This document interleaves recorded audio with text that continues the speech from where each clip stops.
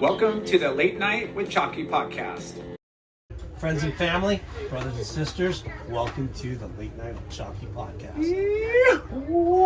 Our guest this week is an incredible surfer and former pro that made a transition to the business side of the industry. Graduated from the University of San Diego, who has definitely honed in his skills over 2 decades at Rip Curl, starting as a team manager to marketing director, VP of marketing, in the last 4 years as president of North America.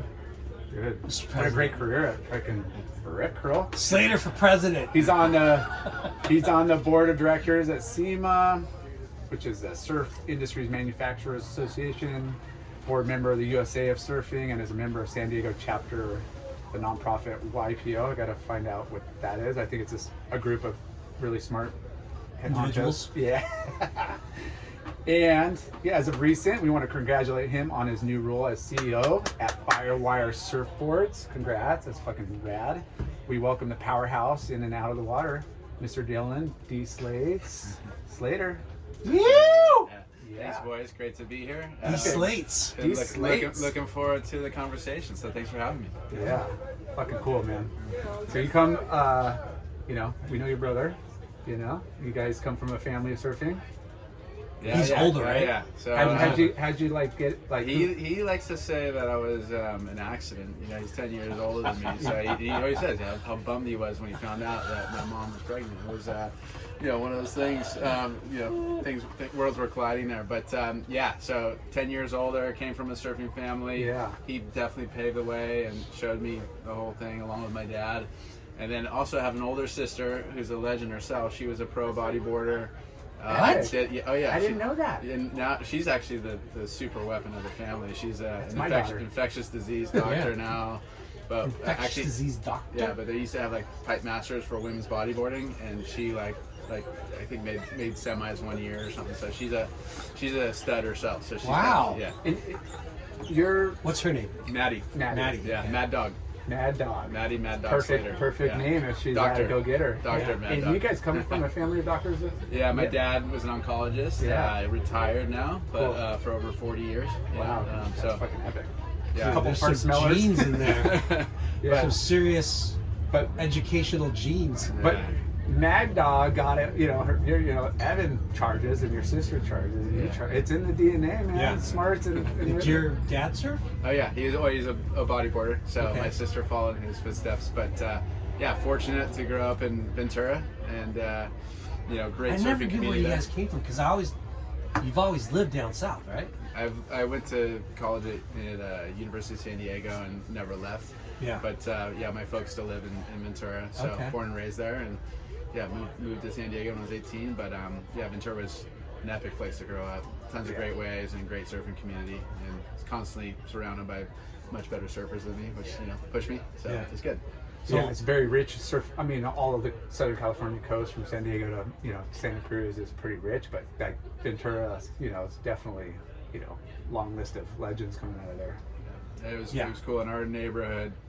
Yeah, the Malloys on the street, one parallel to us, the whole Malloy family, and then just right down the street from them was that's where Dane Reynolds eventually moved when he was like 10 or 11. So it's pretty cool to see him come up and achieve what he did. So, great surfing community there for sure. So, starting at the beginning, your older sister, your brother, then you, right? Yep. And so, how old were you when you first got in the water? And did you start boogie boarding first, or? I think it was around like 6 when I started getting interested, but was also into the traditional sports. And I think around 9 is when I really started like falling in love with it and had aspirations to get as good as I could be. Yeah. Right? So and then 10 I started competing a little bit, and then next thing I knew, like 11 and 12, that's all I did. So it was sort of early memories was just getting out and boogie boarding and learning how to stand up, and then next thing I know was quit all the other sports, and it was just all about surfing. So haven't changed since then. So 10 years between you and your brother, I mean, that's a big gap. So you weren't really getting probably hand-me-downs, but you're definitely probably getting... Watching him. You're getting more watched. You're probably getting a little more pushed and, Yeah, because by the time you're 10, he's already 20. Sure. Yeah. So he's already like done with the amateur career and shit. Yeah, he's charging Before totos. you started surfing contests. Like big shoes Yeah. that feel like fuck big brothers. None of that better freaking stuff. Yeah. Yeah, he was already like doing the bud tour, and then had the Totos thing going on before he like really tackled the whole Mavericks thing. So anyway, yeah, it was kind of like I just felt like I always had to step it up. He's always hunted something pretty big. So, yeah, pretty cool to have that influence, and yeah, he's never shy to like give me a kick in the ass if I need some motivation. Brotherly love. Yeah, exactly. Yeah. What's family for, right? Yeah, exactly. What boards do you remember like getting as a first boarder? Like were you on a Roberts? Who was a shaper up there? CI? Like what do you? Yeah, so I got handed down a Matt Moore. Oh, Moore, yeah. Matt Moore. Yeah, really good son. Yeah, that's right. And his son Ryan Moore was a talented surfer himself. But that was my earliest memory of a board. I had this GNS board that was nicknamed the Tank. The thing was just like super thick and super wide. I could barely get my arm around it, but super clear as day. And then really the number one memory is when I got my first custom Rusty. Wow. And I was 11 years old. It had like the tribal sort of tattoo looking spray that Chesser and T Knox used to rock. I remember. Yeah. And that was the board, and I have that thing just so clear as day. That was when everything changed, and I rode Rusties for 30 years. You're kidding me? Yeah, that's all I rode my entire surfing career. Yeah. Wow. Yeah, got on the team about 12, and still basically stayed loyal through that whole time, and up until a few weeks ago. Yeah.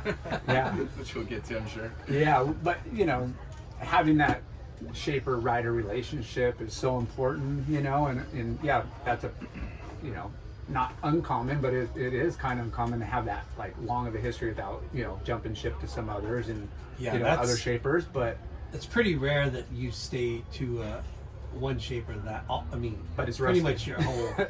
It is rusty, but still, like there's people that are on Merrick's that go to somebody else, or Roberts that go to somebody else. You know what I mean? Yeah. It's crazy to see somebody do it for 30 years. That's a fucking long ass marriage. Yeah.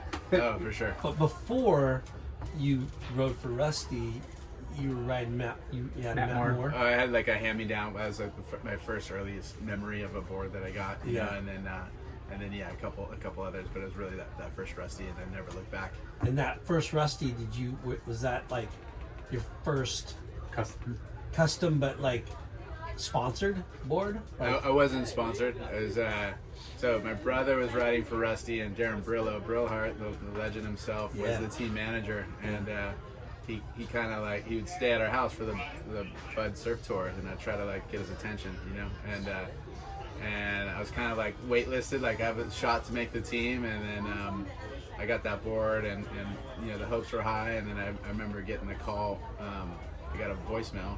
Back in the day, you play the voicemail when you get home, and answering machine. I got the answering machine, and it was him saying he wanted to talk to me about joining the team. So sick. That was one of the highlights, of the early life for sure. Now, did you have a shop sponsor, or what shops did you guys go to? I didn't have a shop sponsor. There was Wavelengths and Ventura Surf Shop, Stan Fuji, a couple of like just salty temples up there. That basically real vivid memories of the sights and smells in those places, and sort of had a cool exposure to that, but never was sponsored by any. But really cool surf scene though, growing up in Ventura. Yeah, I mean, Rich, authentic. We talk about those old school authentic shops, and it's like the floor's sticky. It smells like wax. It's probably not appropriate for like young kids to hang out with what's going on, the shenanigans, and the older dudes. But it was the best. Yeah. Surf videos playing, like, we love talking about like that surf culture. Even though you maybe weren't sponsored, but just having that like go-to shop or two, in the town. Because we grew up in surf Retail, shops, yeah. pretty much, and it's funny, like when we've had guests who are older or whatever, and they went through the same thing. It's like these surf shops are, that's where you learn a lot of things, not just, you know, shit talking, but grom abuse and humility and like work ethic. You know what I mean? Like, Yeah. those places are great for that because they're like mini clubhouses for the youth, you know, Yeah. until you're old enough to start working there, and then you start learning, not really thinking you're learning about stuff like how to sell, how to communicate, what products, but it's kind of, it happens organically, but you're kind of there, and it's just a fun experience. I think it's a good.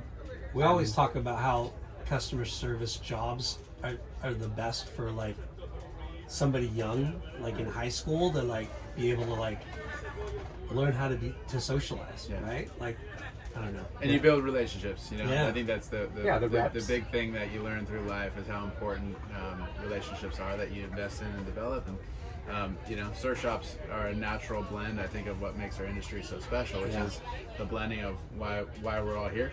You know, love for surfing, the social side of it. You know, there's the relationships you build, the mentors, you know, all those things that are unique and from a social perspective, and then obviously the business side of things, which you know, it's the blend, and it ultimately has fed a lot of people into the industry today. Yeah.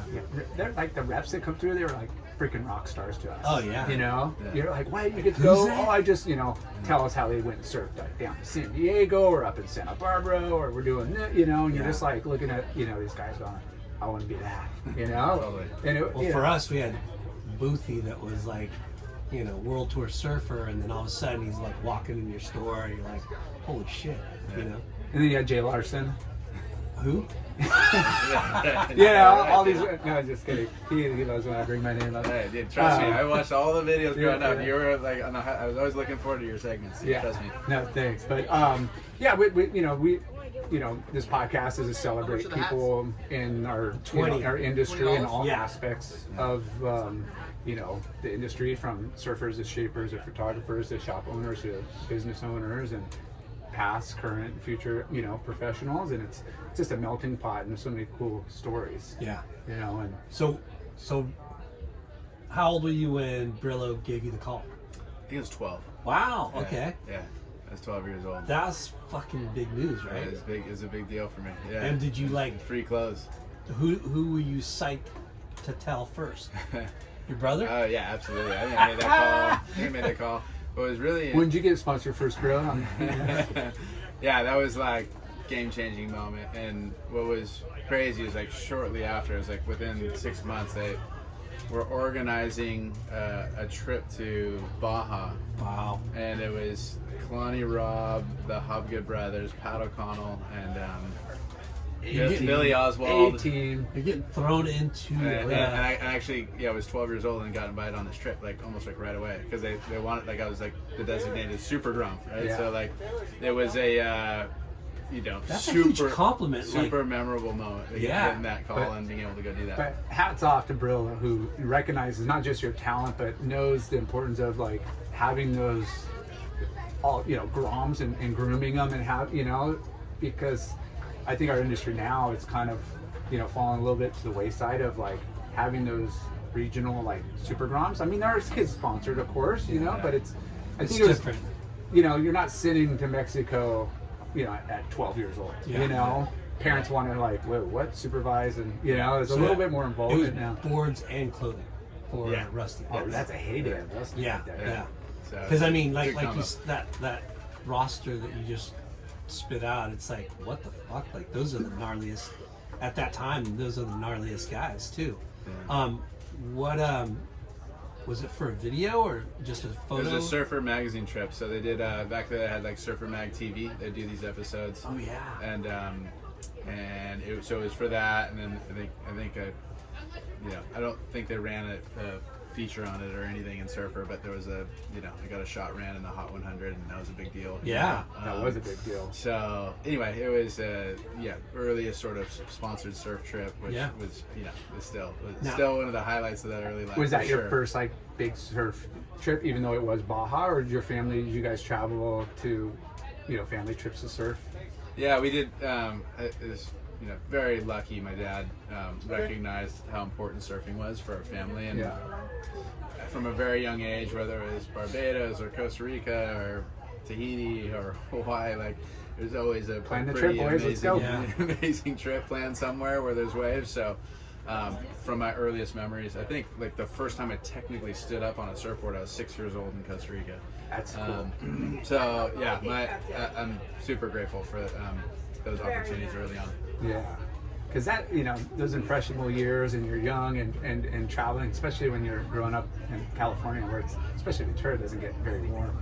Like it's pretty chilly, and to go in the tropics, you're just like, sign me up. How do I get here again? So that first trip, those guys, Kalani, there's a lot of goofy foots on that trip, right?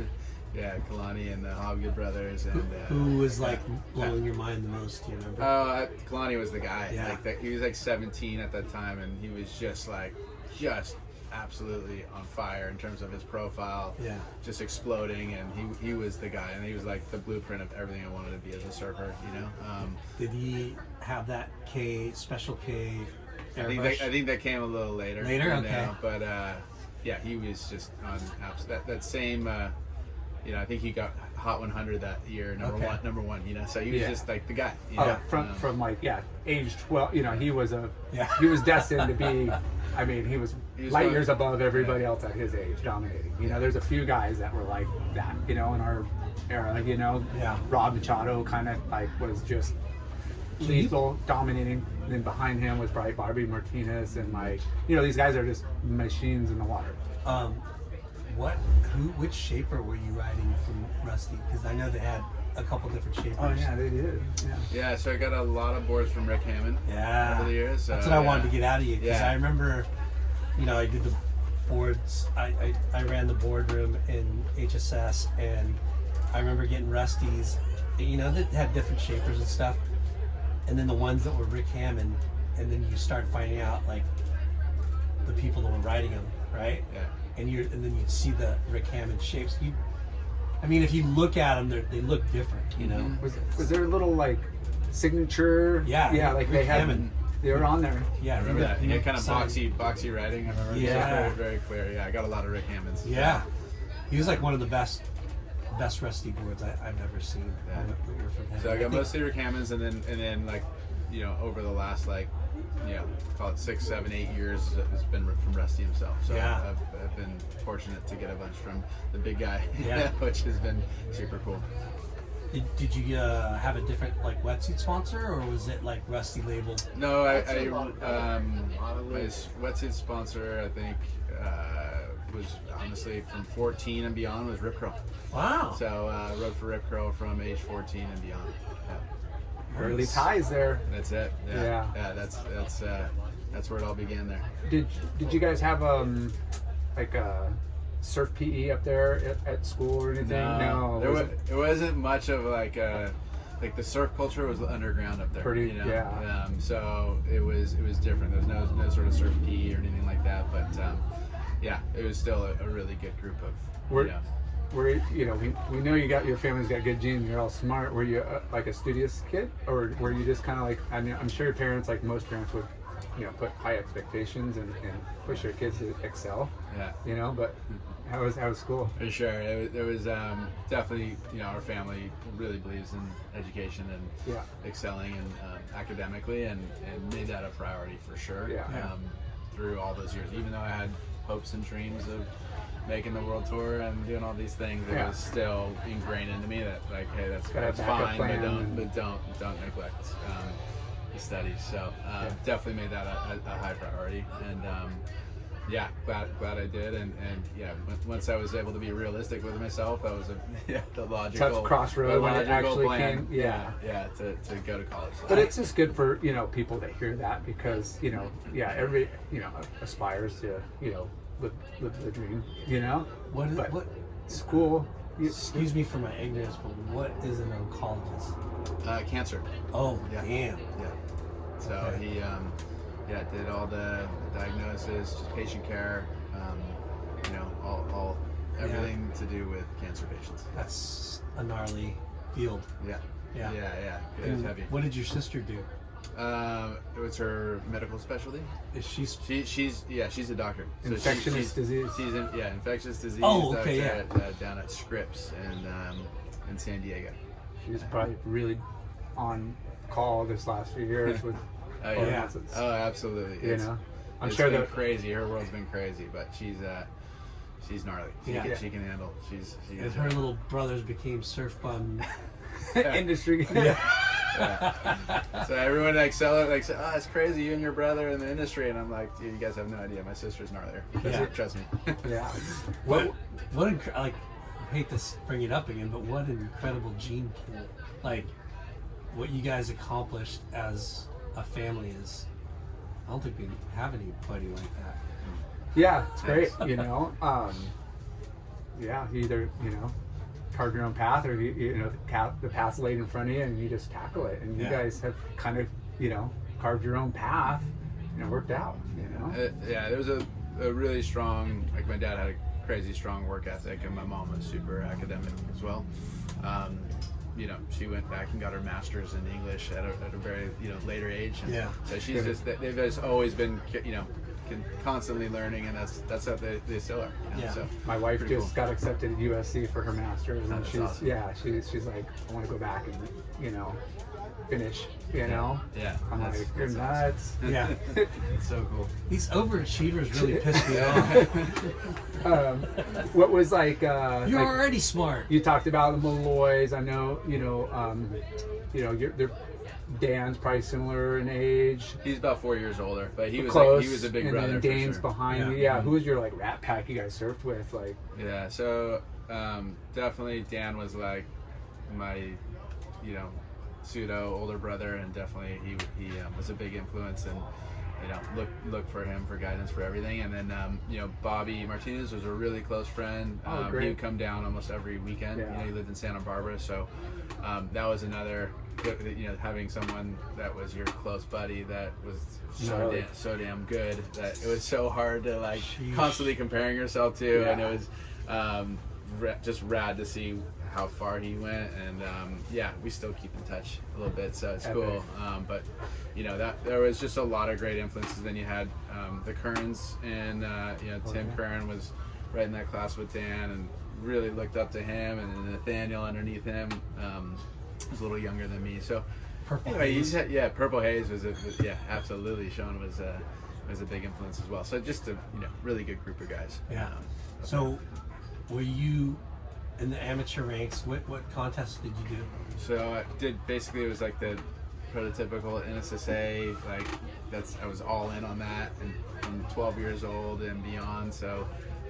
Explorer and Open? Mostly Open was the focus with Gold Coast, which is cool because I got to surf, these spots up through the Central Coast, whether it's Morro Bay or Pismo or Cayucas, but it was really focused on the Open season. That was my main goal for sure. The top class. Yeah. You could, if you're making finals in those, you're like, I'm surfing against the best of the best. Yeah. Yeah.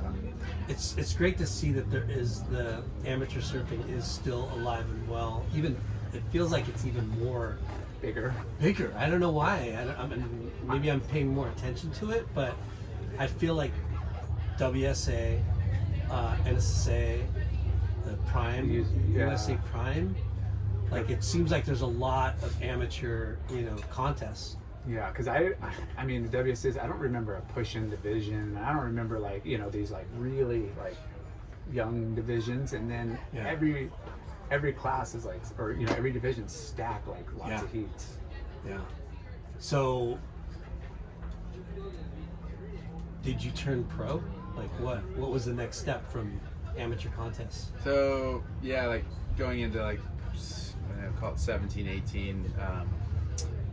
Had a bit of success on the NSS, through the NSSA, and was starting to do some pro juniors, and got to a point where I was getting a little paycheck from Rusty before I ultimately made the decision to go to college. So, but I had this goal of like, okay, I'm gonna go to college, but I'm also gonna try to pull this off too. So, I was doing the pro juniors, doing the domestic QS, and shooting photos, trying to get photo incentive checks, things like that. Had a few years at that, but it became really clear that hey, don't bank on that. So really went went big with my focus at college and graduated 2004 with an English degree.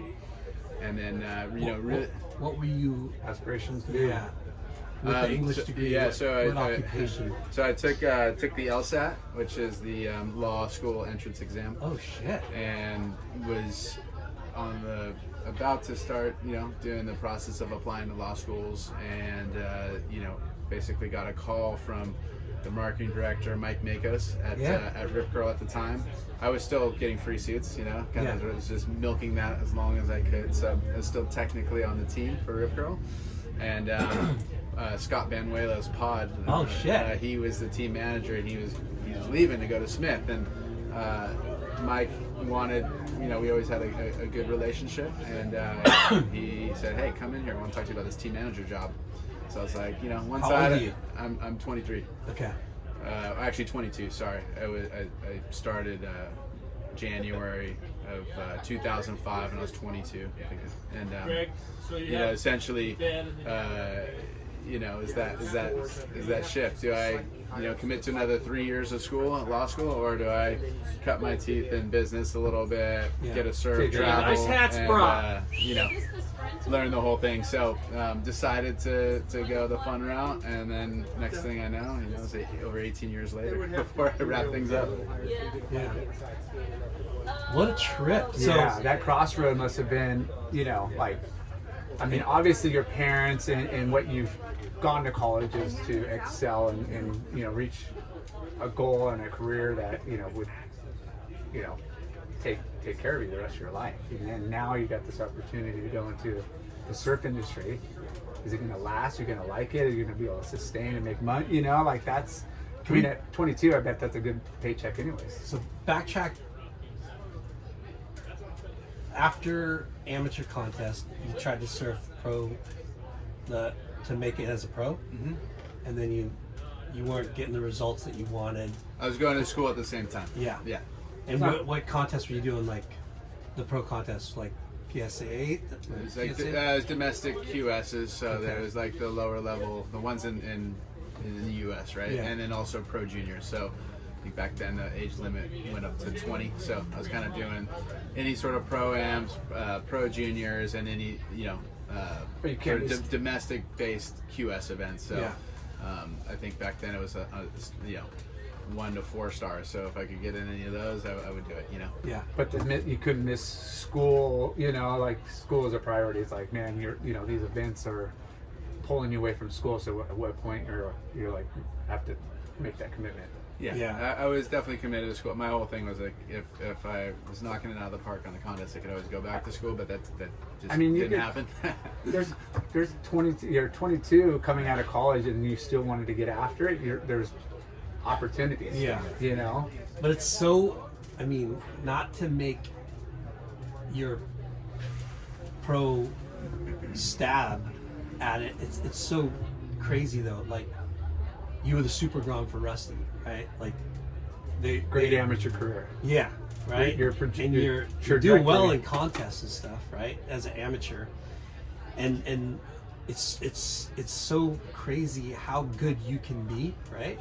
But then there's so many other fucking guys there's so many good surfers, right? And it's like, and some of these guys aren't better than you, they're just more competitively savvy than you, right? Yeah, I think it was a little bit of both. Yeah. But you know what I mean? Like, yeah. like Late Line over here was not competitively savvy, but he had the talent, right? Sure. But he wasn't savvy. Yeah. I was driven. I really wanted to win,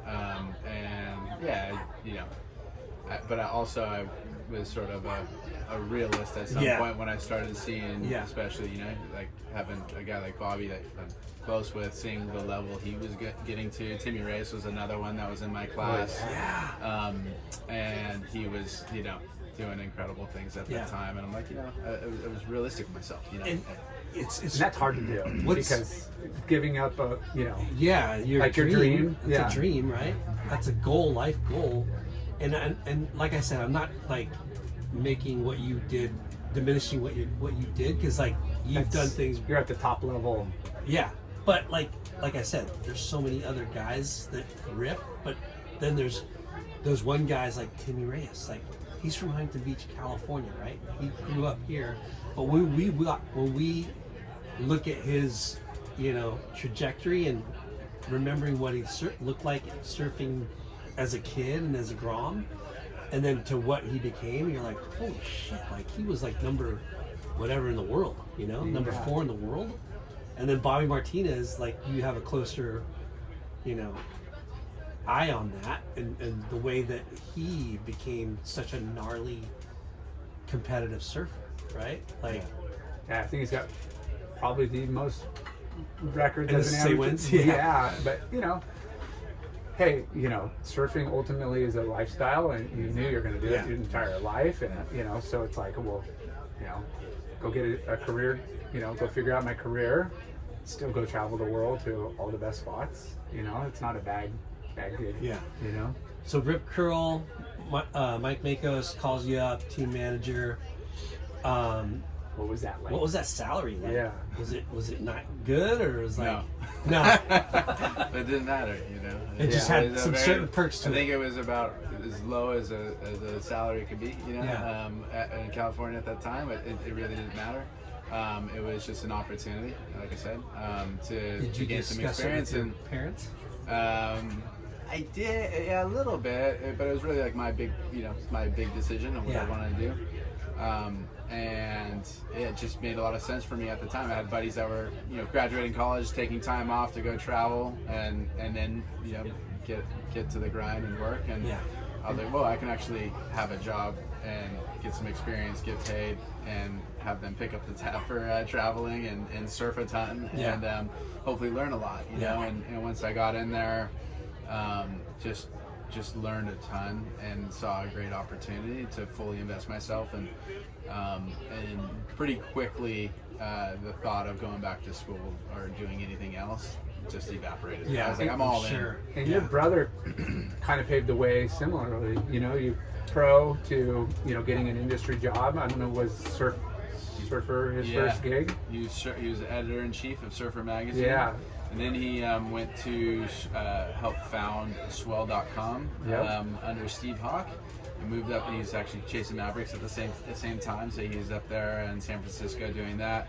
The .com bubble burst, and then he actually came back down and took over as editor-in-chief of Surfing Magazine, and did that for I think a decade. And so I had that like during my time entering Rip Curl. I had the editor-in-chief of Surfing Magazine as sort of as a brother and a sounding board on some of the stuff. So there might have been a little behind the scene deals going on. I don't know. He bumped that up to a half page. It's it was cool. And having that sort of as a support through all that. But also seeing he can make a decent living, but also live and have the perks of, what we want to do every day. How much more? How do we spend more time in the water? You know? That's it. So, was it assistant team manager, or was like team manager? Team manager for the U.S. So I think my title was team and promotions manager, and I basically was in charge of managing the U.S. Rip Curl team, and then anytime you had international, guys coming over, I would take care of them, and then running a lot of events and promotions. So Grom Search started taking the reins on Grom Search around that time, and still going today. So that was something that was pretty cool. And taught me a lot through that process as well. And what was cool about that is Grom Search was ran by Darren Brohart, my former team manager. How funny. There. So, we kind of had that overlap. We're running events together, which was really cool. Yeah. The investment in like those big brands like a Rip Curl and Quicksilver and Billabong, and then Volcom, like through the Grom events and just that sponsor, like that was such a huge part of developing the culture and just raising like the next generation of athletes and people contributing to the industry. So on top of the marketing team manager duties, like did you have to set up contracts, all that? Budgets, contracts, for sure. So I was on the other side of it, was managing the team budget, so everything from product giveaways and, you know, walking through warehouses, pulling boxes for guys to, negotiating the deals, working a lot with parents, right? So there's a lot of young kids coming up and that, like my kid deserves this. Yeah, my kid deserves that. Yeah. So, you know, in my time as a sponsored surfer, like really helped kind of inform how the team manager I wanted to be, right? So I wanted to ask you, did you or your brother have agents, or no, did it yourself? No, did it, okay. yeah. I mean, it was so small at the time, so it wasn't no agents. I don't think there was any agents, but you know, Kelly had one. Yeah, yeah. But he also had that same agent had Rob and Kalani. Go figure, the top three athletes. But no, I mean that, you know, coming, you know, that's probably what appealed, you know, Rip Curl hiring you is knowing, you know, you came from one side of the business to the other and just a better eye and grip and be able to communicate. Yeah. You know, and you want to hire your own peeps, you know, and you had a long relationship as a sponsor, and you know they already knew you. Yeah. They knew you had a work ethic. You got, you know, a college degree. They're like, wow, this kid's like smart. He got a degree. He's a hustler, and he rips. And let's bring him in. Like, yeah. What's a trip is how much you learn when you say team manager, right?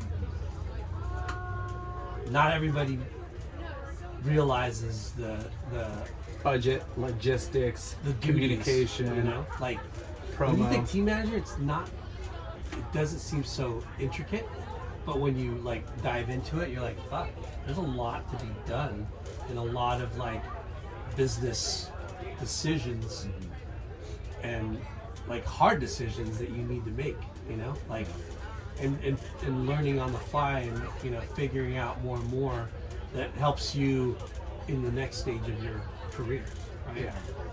So yeah, it's it definitely, that we just feel like that position doesn't get the praise it should, for, you know, Yeah. and it is a stepping stone for most, you know, like yourself, like it's one of those where it is a kind of a starter point.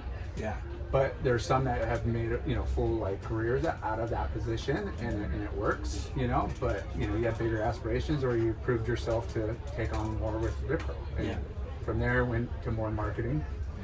Because, like, I mean, you know, you're basically so many things to the team. You know what I mean? Like, you're a den mother. You're a talent You're scout. a fucking travel agent, right? Yeah, You're, logistics. And, you're a psychologist, Yeah. right? And Yeah. then you're a sounding board. You're a friend, and then you're also like, you know, the bearer of bad news. Like, you know, like when that kid doesn't perform, and you know, you gotta like, hey, like, you gotta fucking make some results. Yeah. But then if he doesn't, and you give him the chance, and you know, Yeah. that's the hard part, right? Like, That's part of you gotta business. cut him off, Yeah. which we don't talk. You know, people don't talk about that, but I mean, how many times does it happen?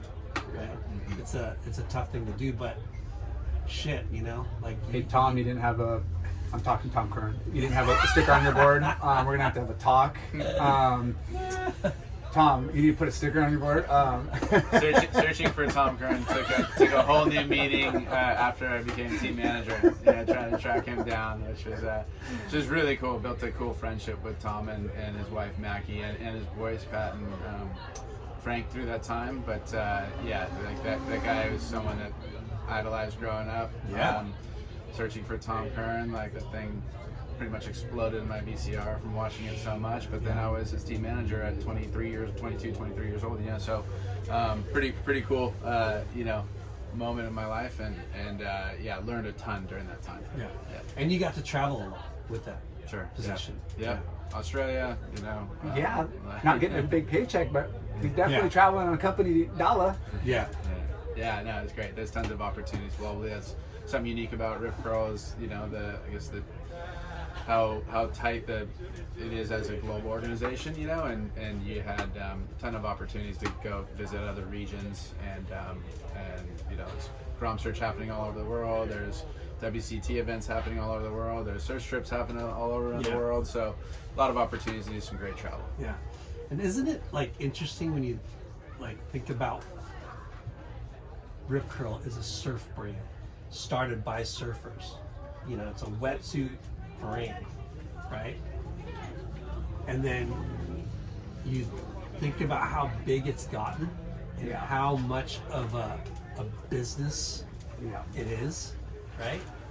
And it's not just Rip Curl, it's O'Neill, it's like all the surf brands. But these started just from some surfers surfing and doing something we love, and it's a multi-million big business, and you know the product putting out like, you know, I mean, top quality product that's, you know, at the level of what, you know, everything's so fashion. It's like most of the innovations and the technology and the stuff that's pushing boundaries is coming from our industry. Yeah, it's crazy. Yeah. So for Rip Curl, for traveling in advance, what events did you like going to and being a part of? Did you get to go to like Margaret River stuff and No, Bells? Yeah. Bells, sorry. That's where Bells is where Rip Curl was founded. You know, by Brian Singer and Doug Warbrick, and every year I'd go to the Rip Curl Pro Bells Beach, and basically for 2 to 3 weeks was just immersed in that world, and was amazing. You know, so much history. You know, has and so much history, not just in that event, but that town, you know, but where Quicksilver was founded. Yeah. And it's sort of sacred ground, and I feel like that was an incredible experience to be able to go there every single year. Obviously, you know, watch that level of surfing up close, but it's just a pretty powerful experience, you know. Yeah. So, you know, definitely have a lot of fond memories when it came to you know, Torquay, going to the Rip Curl Pro every year. Yeah. And you know, also, you know, balancing that out with the business side as well. What was your next step up to from there? What was your next step? So when I was 25, I had the opportunity to take over as marketing director for Rip Curl. So stepped up for that, and you know, that was, you know, my sort of transition from just team manager to really looking at marketing as a whole and understanding how all parts and functions within marketing work together to, you know, create demand. Marketing director. Marketing director, yeah. Global or no, just for US? just for the US. Yeah. And was that somebody moved on or moved up and you filled in? Like, so what was the... Marty Thomas was the marketing director at the time, and you know, he made the decision to move on, and that's when my, you know, who I attribute as one of the most important mentors in my life was Kelly Gibson. He was the president and CEO of Rip Curl North America at that time. He gave me a shot. You know, I was 25 years old. I've been team manager for a few years, and he's like, you know, let's give you know, I wanted it. I raised my hand for it, and he's like, we're gonna give you the opportunity. Rad. So.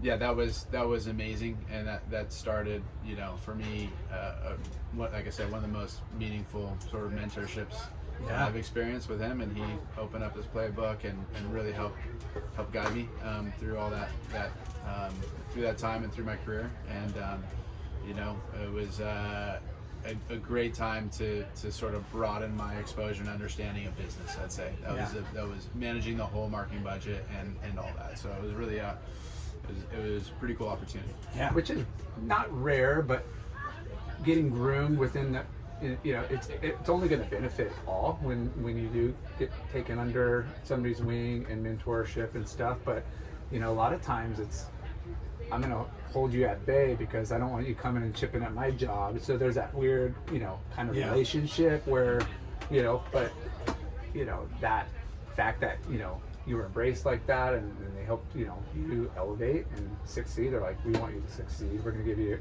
everything we know. You were 22, 23 when you first got that? Yeah. So 3 years later, you're... Yeah, that's not that long to take that's a massive step. Yeah. Right? Good pay bump. Yep. The pay bump must have been... Yeah, it was good. It was good. It was, you know, and we were going right into, I think this was right before the GFC, you know, so there was, it was an interesting time because I think everyone who was in my role, I mean, what does marketing do? We spend money, you know, we spend money to create demand, and, you know, at that time, every single dollar was being scrutinized, and it kind of gave me a really unique and important perspective on, you know, how to stretch a dollar, and especially in a tough environment, and you know, and get scrappy and think. No more die cuts. We're doing vinyl. I mean, something as subtle and little and stupid as that, like Let's go black and white. You honestly had to get super creative. We just like said, hey, we can't just like make the easy, lazy decisions to spend on this or that. So we had a lot of different decisions about, one, being focused, and two, how do you get the most out of each dollar spent and generate return. So that was sort of the filters put through, and it was a time that was super valuable for me because I learned so much. Yeah, it's. I mean, there are some rough waters there in the marketplace and in the world, and you know. And you know, we talked to Gilmet. We had Brandon Gilmet on, and it was crazy because you don't think about this, but then when you think about it, it's like, holy shit! Like, he has gotten to be on the beach, watching things unfold that are historical times in our surf history. Yeah. And you being at all the Rip Curl events, you know? Right? Like, what's one of the most memorable events that you've been lucky enough to, you know, witness unfold in front of your eyes? You know, like your idols, surfers on tour, and you're just like, I can't believe I just saw that person and not on the screen on my fantasy, like, you know, like, you're there front row, and I'm sure the VIP sections at the Rip Curl. So there's gonna be two memories. First one was when Mick Fanning won that world title at Pipe in 2013. Being on the sand there and watching what he did that day was just mind blowing, and it was really cool to be there at that moment for him to win that third world title, which he wanted so bad. Sitting right next to Doug Warbrick, the founder of Rip Curl. And you know, he's watching every single heat, scoring it. You know, he's like just so locked in. So that was one of the most amazing experiences from an event. And the second one, I'd say, when in 2021, you know, when finally being able to get the Rip Curl WSL finals down to Trestles, it's always been a dream of mine since I first started at Rip Curl to have a major event in North America, and to actually have, you could call it like the Super Bowl of surfing, where 2 world champions are going to be claimed in one day, and have that be Gabby, you know, who I consider a friend. You know, it was our event in our backyard in San Clemente. We just moved the company from Costa Mesa down to San Clemente, to have that event happen in our backyard, him win. You know, all the stars aligned. Yeah, stomping a backflip in the final, and that was insane. So you're like, this is worth writing the bonus check. Those are the two memories that really stick out from an event perspective. Were you there? Yeah, obviously you were there when Mick Fanning won all 3. Yes. Damn. And then Gabe's won 3. Yep. You were there for all 3 of those. All 3. Yeah. Wow. Not too Dominating. shabby. Dominating. Yeah. We had some women's world titles in there too. Oh yeah. We had a bunch. Steph was on the team, so I got a few of Steph, and then Tyler had 2. You know, so a lot of world titles. So as you know, we talk about travel. You know, what kind of you know, what kind of destinations are on your like list of favorites? You know, like you're been blessed to go all over the world, both with company and probably, you know, personal trips. Some maybe overlap, but where would you hop on a plane right now, and you know, where's your favorite surf spots? Well, anything left? Yeah, you can't beat the Minnow ISO. Like that to me has been just the ultimate surf destination. And Playgrounds. Just playground. I mean, all of mentalities, not the wave, but all of it. You know, so that's definitely. You know, we fortunately had some. You know, some Rip Curl. The founders owned a boat, the Quest, right? So they do. We had a global executive meeting one time and a global marketing conference on another time. So I had 2 different trips out there with the company, and you know, being in that environment and surfing your brains out and talking strategy and business. It was you know, those were definitely some highlights. But yeah, from a surf perspective, that's right there. Tabarua is another one that, like, you know, now that I have a young family, there's no better blend of surf and family. You know, family than there. So I'd say those are the two spots out of everywhere. Yeah, let's go. Let's go. Were you you know, again, your sister was a charger, your brother, crazy charger. Can you handle yourself in some big ways? It's funny, I don't like seek them out naturally where I'm like tracking swells and all this stuff, but you know, if I'm there, I like big waves, you know. I have fun in those types of conditions. But there's big waves and then there's like your crazy, like your brother. Waves. Yeah, he's a whole nother level, you know. But I do enjoy you know, larger surf and something that you know, I definitely, the more I do it, the more I like it. I just, you know. Because cloud break, like, you know, that's what you just mentioned. One of your hot spots you would, you know, love to spend time at, and that wave's gnarly. Yeah, that wave's thick. Yeah, it's heavy. No, it's no joke, for sure. No joke. Yeah. Were you there when the search went to Ibarra? I was not. I was with the company. I didn't actually go on that trip. Okay. Yeah, I was running a Grom Search event like on the East Coast or something. Yeah. What about Portugal? Do you get to drop in on that event? Yep, I worked on the 2009 event, and then I went back in 2012. So nice. Had a couple of years there, but yeah, love Peniche, love Portugal. Such a you know, killer, like surf-rich, cool country. I also really like Hossegor. You know, spent some time there and. Really cool town, and definitely just deep surf roots there, you know. So, yeah, it's those are a couple of my favorite places in Europe for sure. Yeah, like, you know, people talk about going on like tropical trips, like, you know, Mentawais or Indo or Fiji or Tahiti and all this, but like Portugal, it's like it's the jam. Yeah, you know, legit, like for sure. I want to do Hossegor and Lacanau someday. Yeah, that's beautiful Those too. two places look. I mean, the culture and the food and the, you know, it's sandbar, but Portugal's got the reefs, it's got the points, it's got slabs, it's got wedges, it's got, you know, it's such a variety mix. Yeah.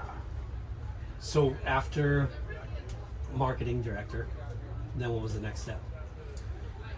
Let's see, so I went into climber over here. I went into sort of like overseeing a few different functions. So I took over the e-commerce function, and in addition to marketing as VP of marketing, and then I was given an opportunity to oversee wholesale sales and technical products. So at that point, I think it was like 2015.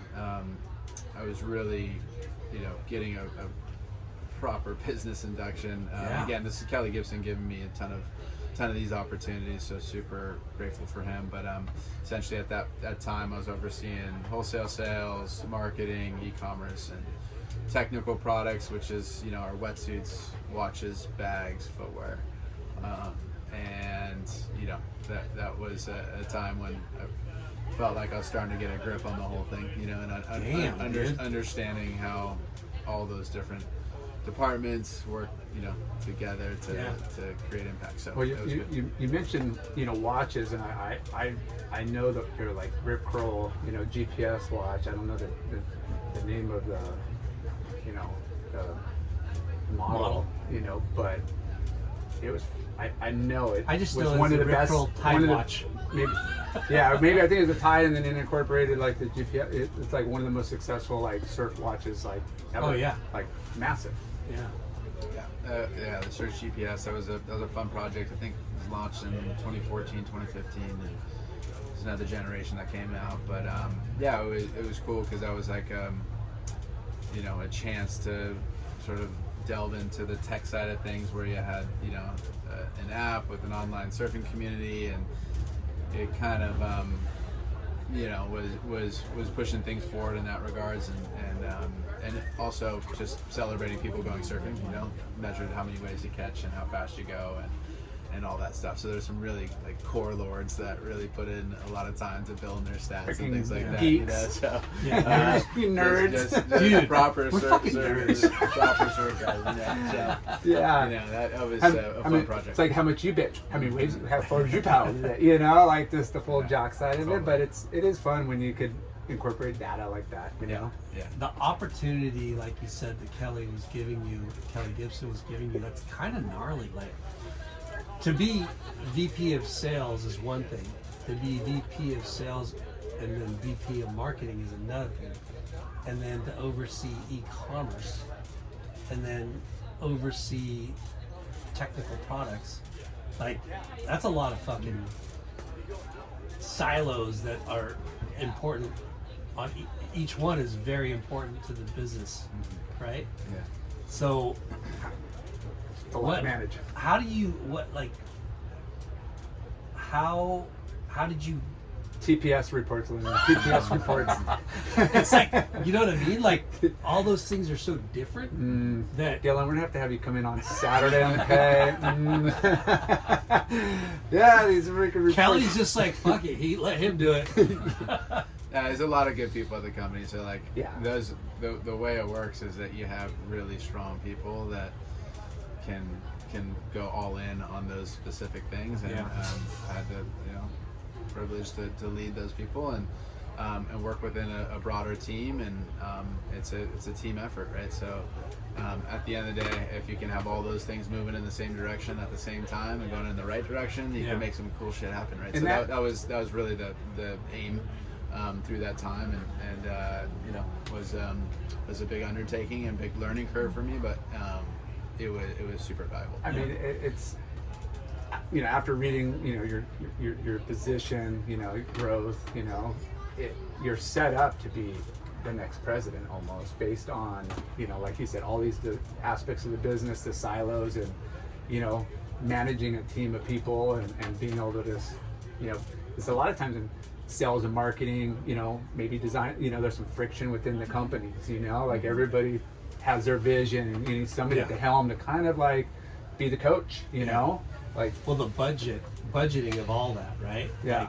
Because like you said, it's friction, sales, marketing, product, like you think in outside it should be cohesive and easy, but when you're on the inside with it's budget, like, with budget, it's like, yeah, you guys, like, it's, you got to put things in perspective and what's best for the big picture. Yeah, where do you invest your money, right? Like, because everybody has their opinion and wants to contribute, and a lot of people have good ideas, and a lot of people have stuff that is wishful thinking, and like stuff that's not practical, and hey, in a perfect world, outside of budget, that would be awesome. But when you got to put it within budget and times and execution, it's like, so you gotta be the good guy, bad guy alive. As you're stepping up the corporate ladder, like your the way that, because you have to present, right? Like you're at the front of the fucking meeting, leading Leading the charge. You're giving a PowerPoint or whatever it is that, executives have to put up, and you know what I mean? Like, how crazy are those the preparations for those meetings, right? I think when it comes to something like that, it's all about trying to simplify what you're trying to achieve and make it really clear for everybody. Like that. Right, so I think that's always been a big focus, is how do you simplify, create clarity, create alignment, and ensure that we're all moving in the same direction. So just don't use big words with me. Simplify it, bro. I think we're this English major over here. I could only imagine what can I get a Cliff Note version of what he just said? Because I just dumb it down for me over here. Yeah, don't use big words in front of Laura. Yeah, so it's a weekend. I won't. Yeah. So then what? So I got, basically it was around 2018, and excuse me, do you have a permit to park here for this van? Yeah.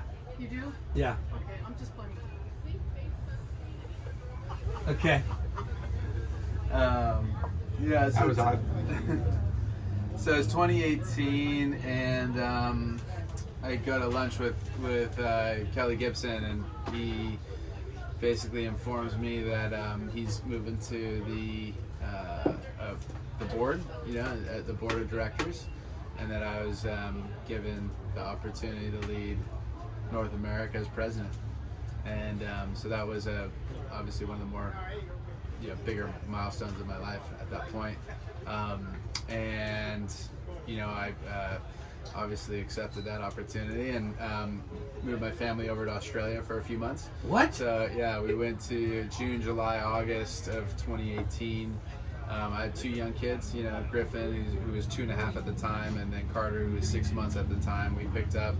We moved over there, and I did 3 months in the Torquay International Headquarters for Rip Curl, and basically went through all the ins and outs of the business and really learned, I guess, everything else that would prepare me for the next chapter. It was just an incredible time. Surfed bells or Winky almost every single day, and had this once in a lifetime experience. So that took place during mid 2018. Came back, and around September is when I officially got in the seat as president for North America, and the next 4.5 years was a blur from there, but that's kind of how it all that happened.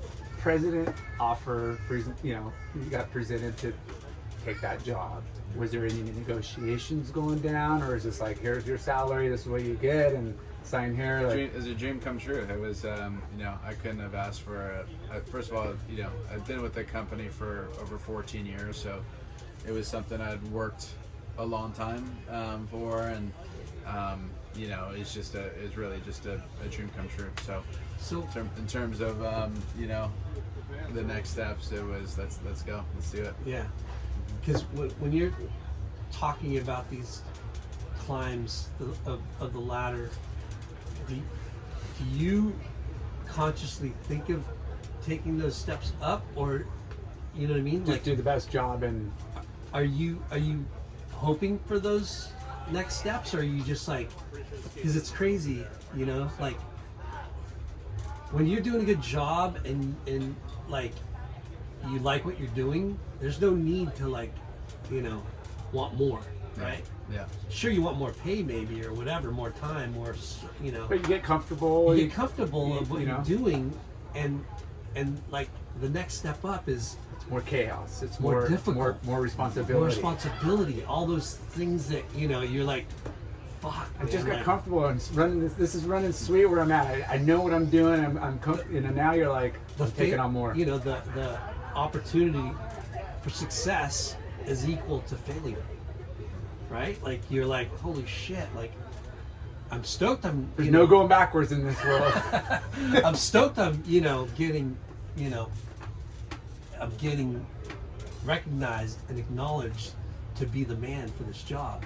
But fuck, am I the man for this job? You know what I mean? Yeah. Like those thoughts kind of go through my head. Maybe they didn't through your head. You know what I mean?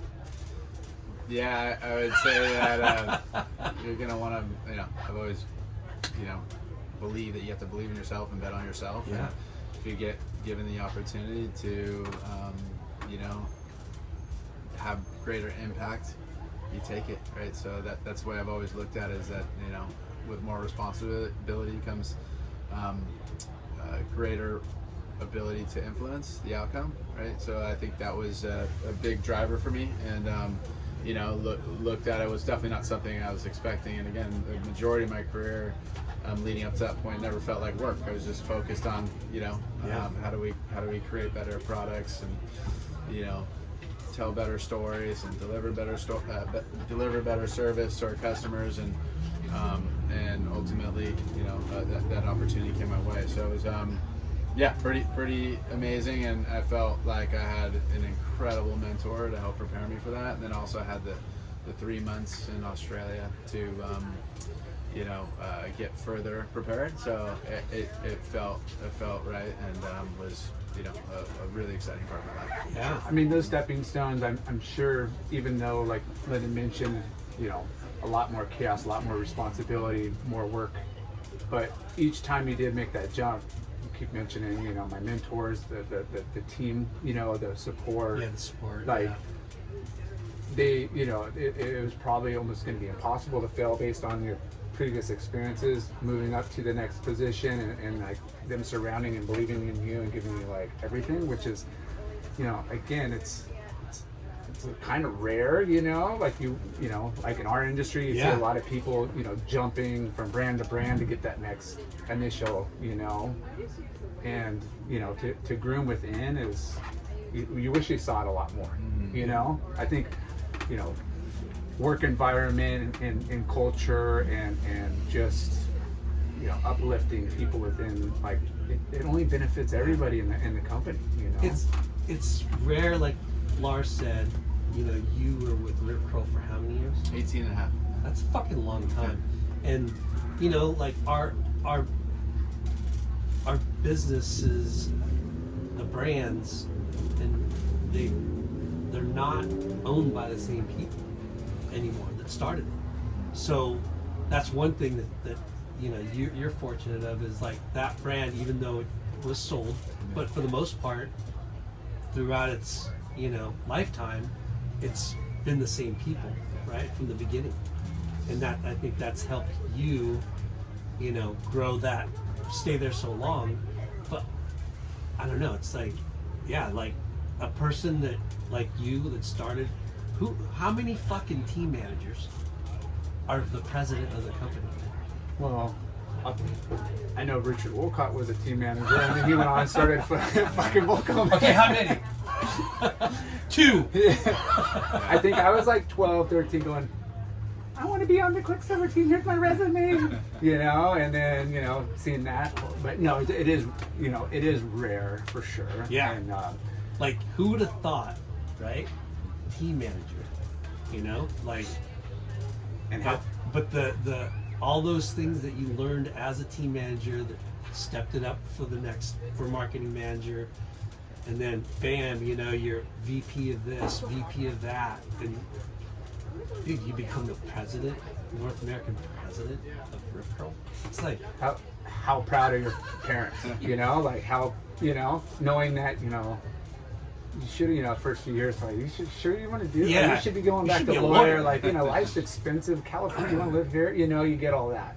That's what parents are supposed to do, right? Challenge you and call you out, and give you the real hard days, you know? Yeah. But, you know, your brother, you know, obviously, again, like, using him as an example, paving his own path and way and stuff, and you're like, wow, my brother doing it, and, you know, he's had an exceptional career too, and it's just like, man, it's just rad to see, and that's why we love doing these podcasts to celebrate, you know, people in the industry, and, you know, people like you that have, you know, I was 12 years old and I got this contract and I just wanted to surf, and, you know, I had the smarts, I had the means with, you know, from an affluent, you know, family, and, you know, a lot of expectations and this, and you carve your own path, and, you know, stories like this we like to celebrate, and one, it's important, you know, just to, you know, inspire people, and it's also cool to, like, it's an interesting fucking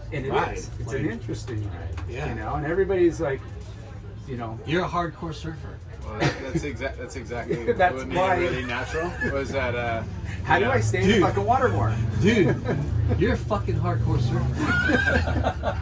Well, that's why it was really easy to go all in, right? Because that's the reason why I'm in the surf industry, for surfing. So Rip Curl, their vision is to be the ultimate surfing company. Yeah. So why not go all in on that? And you know, I wasn't interested in trying to work for a brand that wanted to do everything and be everything to everyone. That wasn't, you know. Is that, you know, the fatal thing of our industry is, how do we reach middle America? You know, I wasn't interested in that. All I wanted to do was, like I said, be true to who I am, and feel like my personal values as a surfer align with the company's values, and stay focused on being a rad surf brand. And that's I had the absolute being authentic, luck to be able to do that. You know? And we don't, and like you mentioned, being authentic is number one, but staying true to your roots and staying in your lane, you know, like, but that, what is that lane, you know? If it's still core and you're doing it the right way and you have a good product, I mean, it's okay to expand in multiple categories, you know. Hey, you started off as a Rip Curl was a wetsuit brand, and then got into apparel and then accessories and food, and like a lot of stuff, but it's one product, two, But they stayed relevant in everything that they do. Like the stuff that you branched into was relevant to the brand. Yeah, like the ultimate surf brand. We had no problem being smaller, Yeah. but as long as we stayed true to the brand and the values, and we're a surfing company, then we were fine. So that was the mentality, and it's good 18 and a half years. Yeah, and then so as of recent, opportunity arose. Like that's after being almost 19, 20 years or whatever at Rip Curl, and to move on. And opportunity. Like, tell us about how that unraveled. Did you get a call? Did you apply? Did it Mark Price, who's done just an amazing job with building that brand, the Firewire brand. Interesting thing before I go into Mark Price. So in college, I was actually writing for Reef as well, and went to the team manager, Raphael Patterson, at the time, and said, "Hey, can you get me an internship in the marketing department at Reef?" So he said, "Sure, I'll make that happen." And I got in there, did my summer internship in the marketing department at Reef, and Mark Price was the marketing director. So that was my first time meeting him. At Reef. Okay. So full circle, Mark's made the decision after over 17 years at Firewire to retire and move back to South Africa. As fate would have it, the ownership group had some mutual friends and was put in contact about the opportunity, and it just made a lot of sense for me, So Kelly Slater called you then? had a lunch with Kelly, but no, just their ownership group was very small. How was that call with Rusty? Sorry, Rusty. He told me, Hey, Rusty 18, 19 years at Rip Curl, if I get 30 at Rusty, that's gonna be. Yeah. So anyway, it was for me, why I'm here in the surf industry is because of my love for surfing.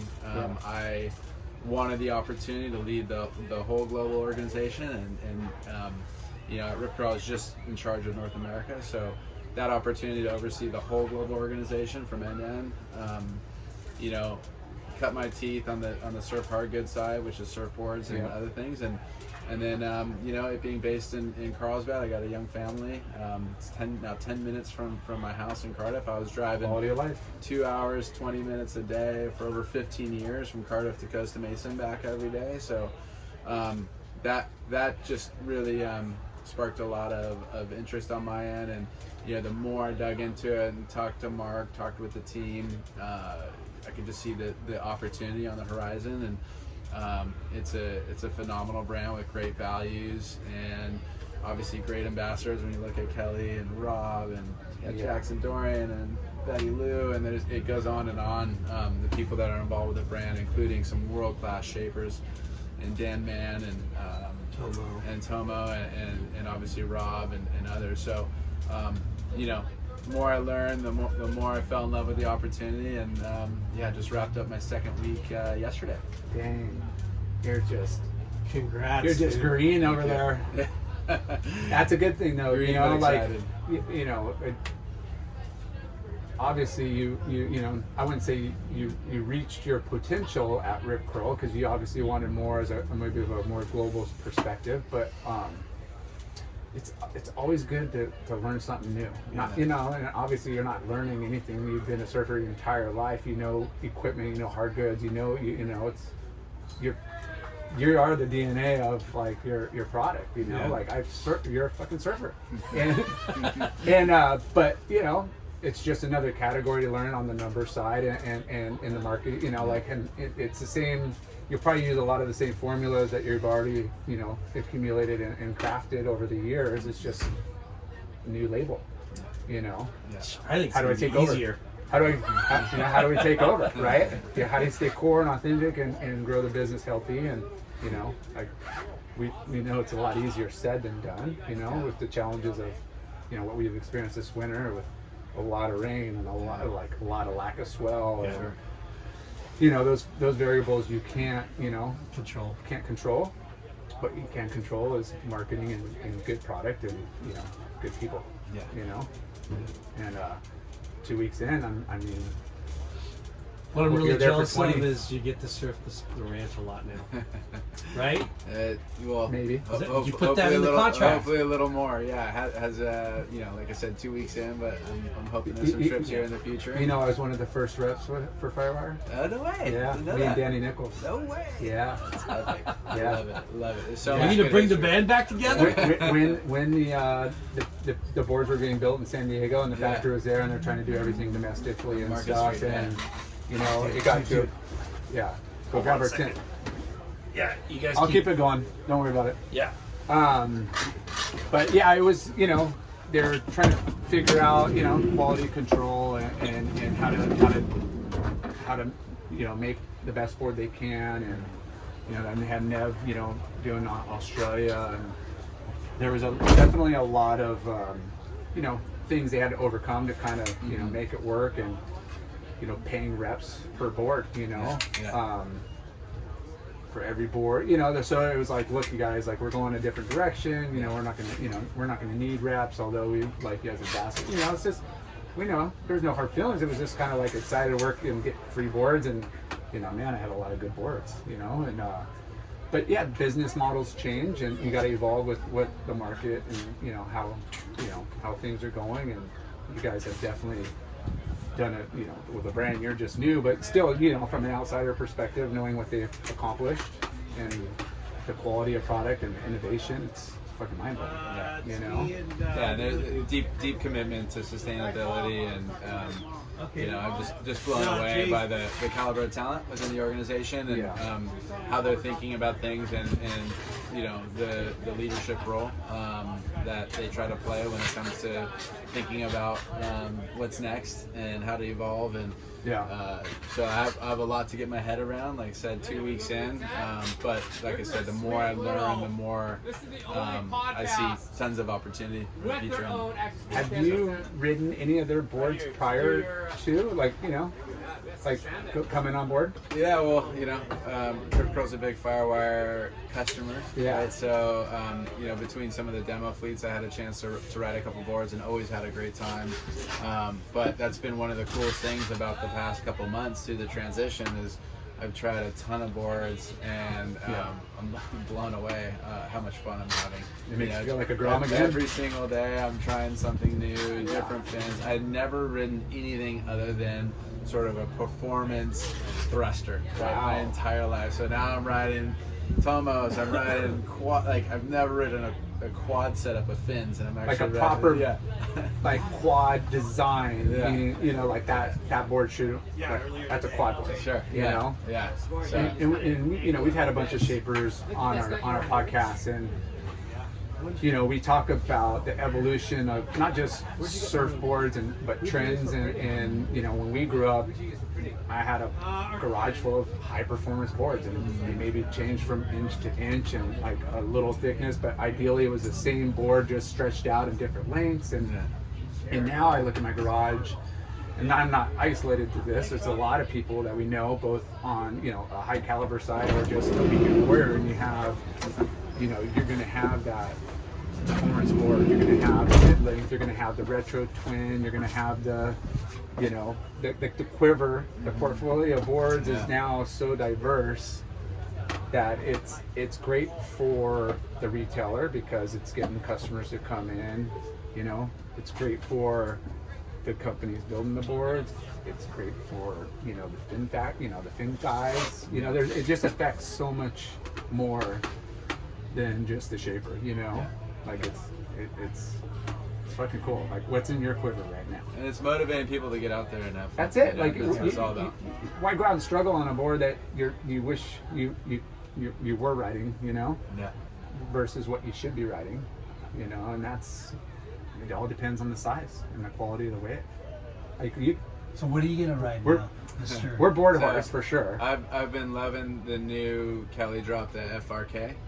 So, you know, under his Slater Designs label, he first launched the FRK, and it's a shape by Dan Mann with a, it's a performance board with a round tail, and then he just recently dropped the FRK Plus, which is more of a traditional squash tail, but just blown away with how it's been riding, and just like I said, having fun every single day. I'm trying something new, whatever it is, just to get my head around all the different equipment we offer, and it just has me dreaming, right? So and every day I'm waking up excited to surf. I think since I've taken over, or through this transition, I've surfed, I'd say 95% of the days since, just because I'm so excited to try different equipment. And I've been motivated, like I watched Rob, what's his like mid-length or the Sunday? Sunday, or Seaside and Beyond. He's got a few, and I was like, I want one of those. Yeah. Like he makes, I mean, it's Rob. He makes everything look good. I could red freaking the door and make it look good. But I was like, I'm gonna get one of those. I don't feel like, I need it because I feel like I've lost ability or anything. I want to have fun on the days that I should be riding that, and it's freaking. What was you riding when you got that 10 in the fucking Board Riders Club? Which one? Which I wasn't down there that day. Yeah, he's been riding the mashup a lot, so he actually just shaped me one of those. So, but yeah, Rob's, he's got an incredible sort of, quiver of models he's developed that are amazing. From the Seaside to the mashup to the, it goes on and on. He's been on fire. So I'm really looking forward to working with Rob. He's a good friend. Obviously, one of the greatest, most iconic surfers of all time. Well, you have two. Yes. Yeah. Of the most iconic. Yes. Yeah. And you're, you never, you could tell everybody now and let everybody in the world know that Kelly Slater is your half brother, right? That is absolutely not true, and that is not going to help. You heard that rumor here first. And that's not going to help. The number one question asked to me most Slater. of my life is You- whether there's any relation, and to be clear, there's not. But when I was doing my research and I'm pulling up, Google tried to refix it to Kelly Slater every time I typed in the number or the digits, and I'm like, wait, what? Like, what's going on here? yeah, no relation, but pretty cool how it all happened, and Kelly's fanatical about product and product development, what his expectations are there and what he wants to achieve there. So again, it's going to be fun. It's going to be, and delivering to those expectations is going to be a major motivator and a driver. I think that's the cool thing is there's a lot of people within the whole organization that want to see us all work together to elevate the surfing experience, through innovation and sustainability. Well, we know you're just getting on board, and we'll have to have you back on in a year or so, and after you got dive in full mix, and it'd be really cool to kind of get a different perspective now and later for sure. And we're. But Board Riders Club, Yeah. where's your affiliation? So that's a good one. I am tentatively committed to Encinitas. Actually haven't surfed in an event yet, but my friend Cody Steele, Taylor's younger brother, who Steele Realty, he's a great realtor. He took care of me a couple times, Cody. But he's recruited me, and I'm yet to surf an event, but I think possibly next year it's on. So that's my hope. I live in Cardiff, so that naturally sort of blends with that team there. And Sick. It's a good squad. Right? It's a deep squad, so I hope I make it actually. Yeah. That's a problem. You we got have. Rob, you got Jason Shook, we know that, and then you. Well, I haven't officially started, but there's it runs deep for sure. Yeah. So incredible. Well, dude. Yeah. Well, thanks for sitting down. What's your official title for CEO? CEO. Chief Executive Officer. Yeah. CEO. So 2 weeks in as CEO, and loving it. Had a blast the last 2 weeks, and can't wait for the future. Can't wait to get to work on Monday. Believe it or not, it's a Saturday, guys, but I actually can't wait to get to work on Monday. I'm not just saying that. No, that's I wouldn't say rare, but it's definitely like your 10-minute commute. Yeah, it's just so fun. And quality of life. Spending time more with the kids and the fam and in the water. You know, staying in the water and Yeah. product testing. It's a good place Mixed to be. business with pleasure. I really like my leaders around 32. So if you Okay, ever good come enough. visit- no, but congratulations on the new position, CEO at Firewire, and seriously, like the next surf ranch excursion, I mean, think about us. Okay. You know? Podcast from the ranch. Yeah, like, you know, ex-pro. it'll be a whole episode on Firewire and everything that they got. And I did a lot of surfboard buying back in the day, so I have a lot of input, you know? I have a lot of... And we had both Rob and Kelly on the show already, Okay. so kind of like, you know, get the Yeah. band back together. That's awesome, man. So when did they come up?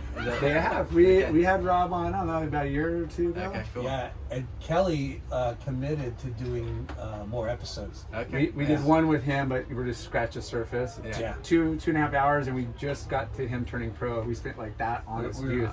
We're about to... The next episode will be starting off with black and white. Okay. Yeah. Yeah. But the show is not about... The other Slater. It's about It's about the Dylan important... The CEO Slater. yeah. Yeah. Hey, Thank you. congratulations. So what's Congratulations. what would Kelly's title be at Firewire? He's Owner. An owner. Yeah, Yeah. like this. Yeah. King. He's an owner. He's a partner in the business. King. Yep. Yeah. Yep. So.